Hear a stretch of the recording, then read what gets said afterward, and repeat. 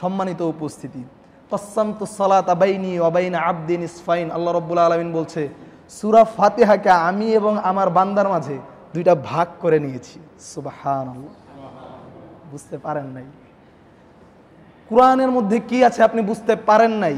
আমরা তালিমুল কোরআন অনেক কষ্ট করছি আপনাদের জন্য, প্রত্যেক দিন কোরআন তেলাওয়াতের একটি ব্যবস্থা করে দিচ্ছি। আসলে আপনারা বুঝেন নাই কোরআন কি জিনিস। আপনি দেখুন ইউরোপ থেকে আজকে বাংলা, প্রত্যেক জায়গায় চীন, উইঘুর, কাশ্মীর, সিরিয়া, ফিলিস্তিন, সব জায়গায় দেখেন মুসলমানরা পৃথিবীতে এত বেশি, 200 কোটি মুসলমান, আরো বেশি এখন। আলহামদুলিল্লাহ বলতে পারেন, দুঃখে বলতে পারেন আলহামদুলিল্লাহ। এই 200 কোটি মুসলমানের দরকার নেই, 313 জন বদরি সাহাবী যথেষ্ট ছিল যারা কোরআন বুঝেছিল। 90 লক্ষ ইহুদির কাছে আমরা জিম্মি। এর মূল কারণ কি? আপনি বলতে পারেন ভাই, আপনি বলছেন যে কোরআন বুঝিনি, এই কারণে আপনি বলছেন যে আমরা মার খাচ্ছি, এত সাধারণ বিষয় বলছেন। ভাই আল্লাহর কসম করে বলে যাচ্ছি, আমি কোরআন বুঝিনি, এই কারণেই আমরা 90 লক্ষ ইহুদির কাছে জিম্মি। কিভাবে জানেন সাহাবায়ে কেরাম কিভাবে অনুধাবন করতো কোরআন? আমি শেষ করে দিচ্ছি, একেবারে অল্প সময় আমি বলছি। সাহাবায়ে কেরাম কোরআন কিভাবে বুঝতেন? আব্বাদ বিন বিশর এবং আম্মার বিন ইয়াসার, আমি এই ঘটনাটি প্রায় কয়েক জায়গায় বলেছি। কোরআনের বিষয়ে আসলে আমার এই বিষয়টা কেন জানি বলতে মনে চায়। একদিন এক সারিয়াতে, মানে একটি অভিযানে আল্লাহ রাসূল সাল্লাল্লাহু আলাইহি সাল্লাম সাহাবায়ে কেরামকে প্রেরণ করলেন। এমন সময় বললেন যে আজকের রাতে কয়েকজন সাহাবীকে পাহারা দিতে হবে, 2 জন সাহাবীকে পাহারা দিতে হবে আজকের রাতে। তো 2 জন সাহাবী হাত তুললো যে আল্লাহর নবী, আমি পাহারা দিব। একজন আব্বাদ বিন বিশর আর একজন হলো আম্মার বিন ইয়াসার। মনোযোগ দিয়ে শুনুন। 2 জন সাহাবীকে আল্লাহ রাসূল সাল্লাল্লাহু আলাইহি সাল্লাম দিলেন দায়িত্ব। এখন আমি যদি বলি সুরিটোলা অথবা আমাদের যে ভাইরা দূর দূরান্ত থেকে এসেছেন তার এলাকায় যদি 2 জন যুবককে আমি বলি যে আজকে আমার এলাকা সুরিটোলা পাহারা দিতে হবে, হ্যাঁ তারা তো আলহামদুলিল্লাহ দিবে। ভাইরা বলছে না, দিয়া তো দিতে হবেই, মুরব্বীরা বললে তারা দিবে পাহারা এলাকা, অসুবিধা নেই। ওই 2 জন সাহাবীও পাহারা দিবে। এখন 2 জন সাহাবী 2 জনের মাঝে সময়টাকে ভাগ করে নিচ্ছে। একজন সাহাবী বলছে যে আমি প্রথম রাত্রে, আব্বাদ বিন বিশর বলছে আমি প্রথম রাতে পাহারা দেই। আরেকজন সাহাবী বলছে ঠিক আছে তুমি প্রথম রাত্রে দাও, আমি এত সময় ঘুমাবো, এর পরের সময় আমি বাকিটা সময় পাহারা দিব। ঠিক আছে, তারা পাহারা দিচ্ছে। আব্বাদ বিন বিশর প্রথম টার্মে যিনি এসেছেন পাহারা দিতে, তিনি বলছে যে এই সময় কি করব পাহারা দিয়ে, এক কাজ করি সালাতে দাঁড়িয়ে যাই। সুবহানাল্লাহ। আপনাকে যদি বলি ভাই একটু সুরিটোলা পাহারা দেন, আপনি বললেন হ্যাঁ দিব। সারা রাত কি করব? একটু পাবজি, একটু ফ্রি ফায়ার, একটু লুডো, অথবা একটু কারোর সাথে ফোনে কথা বলি, অনেকজনের অনেক ধরনের থাকে, একটু তাদের সাথে কথা বলি। হ্যাঁ, আরেক দল হয়তো বা কি করবে, এই সমস্ত গান শুনবে আরেক দল। এই তো আমাদের যুব সমাজের অবস্থা। আল্লাহর কসম করে বলে যাচ্ছি, শুনে যান। আব্বাদ বিন বিশর তিনি বললেন ঠিক আছে আমি সালাতে দাঁড়িয়ে যাই। এই সাহাবী সালাতে দাঁড়িয়েছে, তিনি তেলাওয়াত করছে আল্লাহু আকবার মিন কুল্লি শাই, সূরা কাহাফ তেলাওয়াত করা শুরু করছে। আলহামদুলিল্লাহিল্লাযী আনজালা আলা আবদিহিল কিতাবা ওয়া লাম ইয়াজআল লাহু ইওয়াজা। তিনি তেলাওয়াত করছে। দূর থেকে এক সৈন্যদল, শত্রুদল দেখছে যে কি করছে, এটা কি মানুষ নাকি গাছ বোঝা যাচ্ছে না, এমন ভাবে সালাত আদায় করছে। তিনি তেলাওয়াত করছে, দূর থেকে দেখছে। তিনি একটি তীর বের করলেন, শত্রুদল তীর বের করে দূর থেকে মারছে, আব্বাদ বিন বিশরের ডান হাতে লাগছে, ফিনকি দিয়ে রক্ত চলে যাচ্ছে। আর তিনি তেলাওয়াত করছে আলহামদুলিল্লাহিল্লাযী আনজালা আলা আবদিহিল কিতাবা ওয়া লাম ইয়াজআল লাহু ইওয়াজা। দ্বিতীয় তীর বের করছে, আবার মারছে, দ্বিতীয় বাহুতে লাগছে।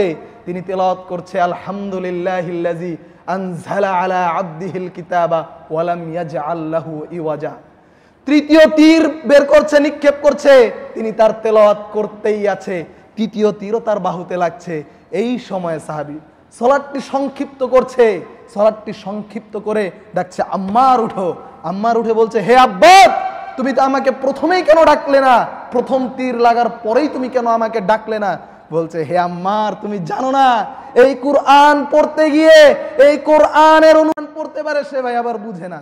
সম্মানিত উপস্থিতি, পবিত্র কুরআন পৃথিবীতে আফসোসের বিষয়, সবচেয়ে বেশি মোস্ট রিডেবল বুক এই কুরআন, সবচেয়ে বেশি পঠিত বই, এবং পৃথিবীতে আফসোসের বিষয় সবচেয়ে বেশি না বুঝে পড়ার বই ওইটি।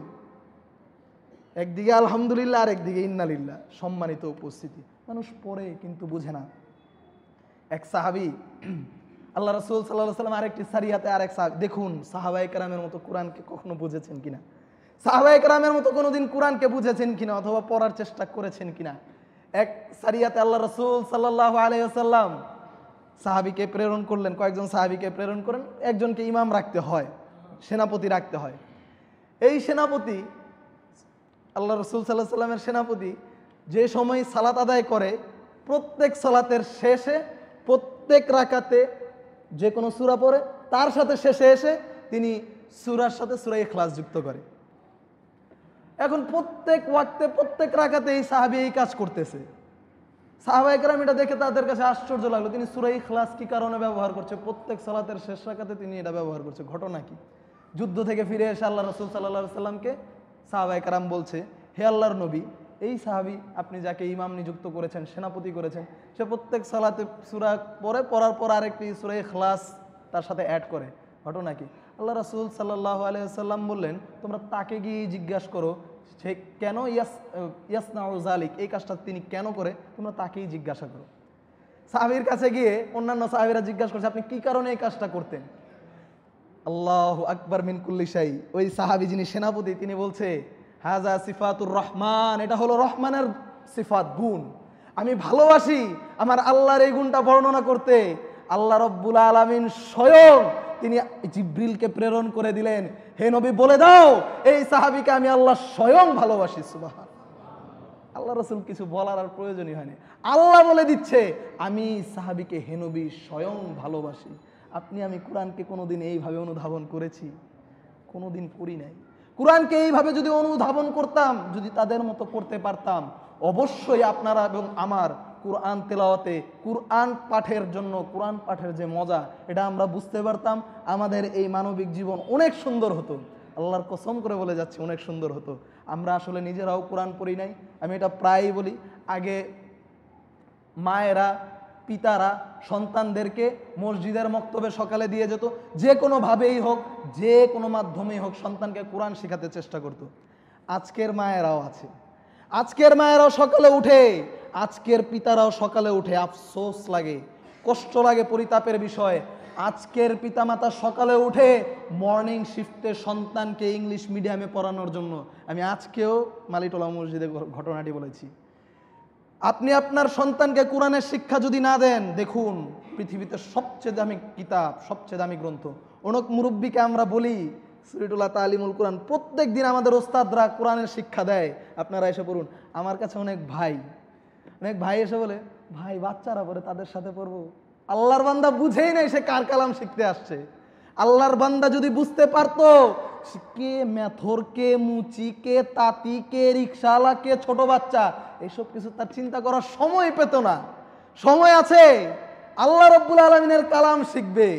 হ্যাঁ, ইমাম হাসান আল বাসরি রাহিমাহুল্লাহ বলেন একটি কথা, ইসমা হাজিল মাকুলাতুল আজিমা, এই কথাটি একটু মনোযোগ দিয়ে শুনুন, পুরা কথা ভুলে যান, আমার সর্বশেষ কথা, এই কথাটি ভুলে যায় না। সম্মানিত উপস্থিতি, ইমাম হাসান আল বাসরি রাহিমাহুল্লাহ বলেন যে ইজা আরাদতা ইউকাল্লিমাল্লাহ ফাআলাইহি বিসসালাত, তুমি যদি চাও, তোমরা যদি চাও আল্লাহর সাথে কথা বলতে, চান না আল্লাহর সাথে কথা বলতে? চান চান চান তোমরা যদি চাও আল্লাহর সাথে কথা বলতে, ফাআলাইহি বিসসালাত, তোমরা সালাত আদায় করো। সুবহানাল্লাহ।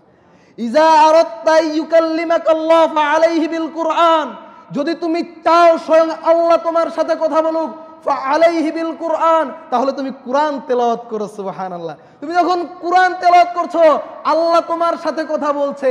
সম্মানিত উপস্থিতি, কোরআন শিখবো তো আমরা ইনশাআল্লাহ, শিখবো তো ইনশাআল্লাহ।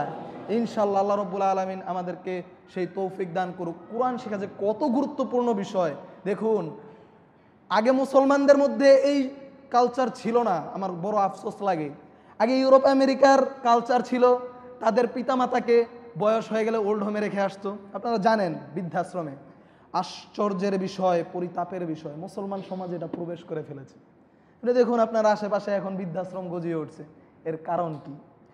মিশরের একজন বিখ্যাত সাংবাদিক, আমি জানি না লেখাটাকে, আর আমি টুইটারে পেয়েছি, মিশরের একজন বিখ্যাত সাংবাদিক তিনি বলছে, তিনি এই কথাটি লিখছে, কিন্তু মূল কথাটাকে আমি জানি না। তিনি বলছে, তুমি তোমার সন্তানকে কোরআন শিখিয়ে দাও, কোরআন তোমার সন্তানকে সবকিছু শিখিয়ে দিবে। আপনি এটা বুঝতেও পারবেন না। আপনার সন্তানকে ধরে ধরে বলতে হবে না ওই মুরব্বীকে সম্মান করো, আপনার ধরে ধরে বলতে হবে না যে সদাচার করো, আপনার ধরে ধরে বলতে হবে না সত্য কথা বলো, আপনার ধরে ধরে বলতে হবে না পরনিন্দা করিও না, আপনার ধরে ধরে এই সমস্ত কিছু বলতে হবে না ভাই। আপনি সন্তানকে কোরআন শিক্ষা দিন।